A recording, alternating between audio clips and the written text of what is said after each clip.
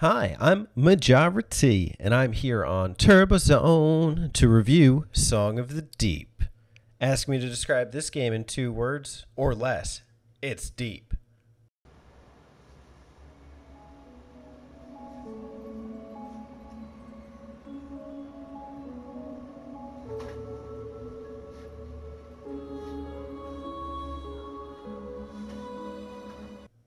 It's pretty catchy, right? Throw that on the box. How deep is Song of the Deep? Well, let's get into it. First off, I want to talk a little bit about the premise for the game. And I'll start by just kind of talking about what is the concept here. Well, you play as Marin, a girl whose father has disappeared at sea. And Marin has a dream about him one day late at night. And she's been worried and she's been missing him. She's 12 years old, and so she decides that she's going to build a submarine and search for her father in the big blue sea. Marin knew the stories weren't real, but she loved to listen to them. She drifted off to sleep, imagining the wonders of the world below. And her life continued that way, simply and happily. Until one night, her father didn't return. And it's really, kind of a lovely tale. I mean, a bit on the unrealistic side for sure, but I think it blends this kind of concept of like human-driven emotion well with this kind of like children's storytelling. And I think that works really nicely with some of the game's visual style and some of the narrative overhaul. You'll actually notice some of the mythology present is Gaelic and Irish. It's, that's kind of cool. Writer Brian Hastings actually mentions in an interview with GameSpot that when asked, I'm assuming someone on staff has a passion for Gaelic myth and Irish myths. Hastings says, I kind of do, yeah. We visited Ireland a few years ago, my family. It was just a beautiful, magical place. It's the greenest place I've ever seen in my life. There's this natural quality. You go and look at the lore, and we were going up and down that county. That's where Marin lives. She's on the northern cliffs of County Clare, above the cliffs and water. Partly it's that I just think there's a magic quality to Gaelic myths and Irish mythology that feels familiar, yet many people aren't very familiar with it, so when we hear it, it resonates. And a lot of that's present in the things that you see in the game, but also in just the narrator's voice. The narrator's undefined. It's not like a specific character in the game. Presumably, it's just omniscient. But it's really kind of done with a beautiful voice. The voice actress is actually Siobhan Hewlett, an Irish film, television, radio, and theater actress. And so, they really went all out on creating this kind of like heartfelt tale. Now, who is they? That's the interesting bit here. This is done by Insomniac Games. If that name sounds familiar, that's because they've done a lot of famous games over the year. They have been responsible for developing such titles as Spyro the Dragon, Ratchet and Clank, and many more. And to see them create Song of the Deep is kind of a really interesting thing because, I think we look at Spyro and Ratchet and we think like these are big, money-driven games. Sunset Overdrive,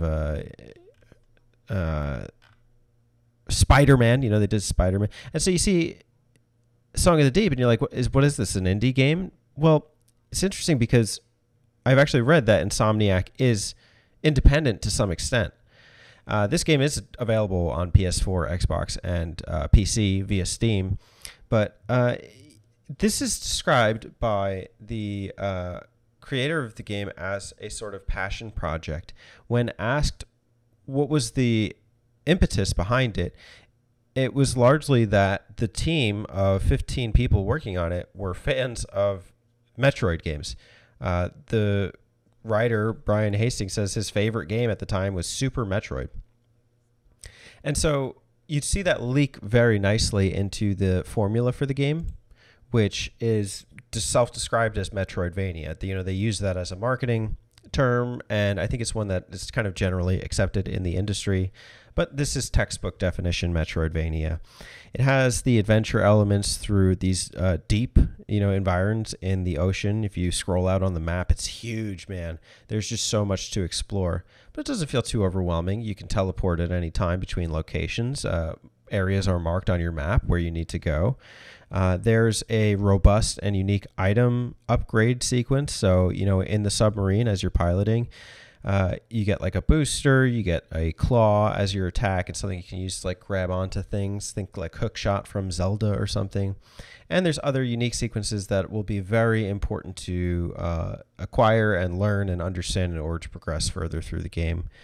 It is described as non-linear, but there is a very set path for where you are supposed to go and how the story progresses. So it's not exactly as open as it's made out to be. As far as the upgrade elements, there is a cool lobster dude who you can trade a lot of your currency with in the game in order to get cool little upgrades. They're not like game breaking or anything, but it is helpful to continually do that throughout the game. Is it fun? That's kind of what I want to close on here. It depends on what your tastes are. If you're into a 2D action adventure game that's kind of cinematic and artistic and beautiful, this is it.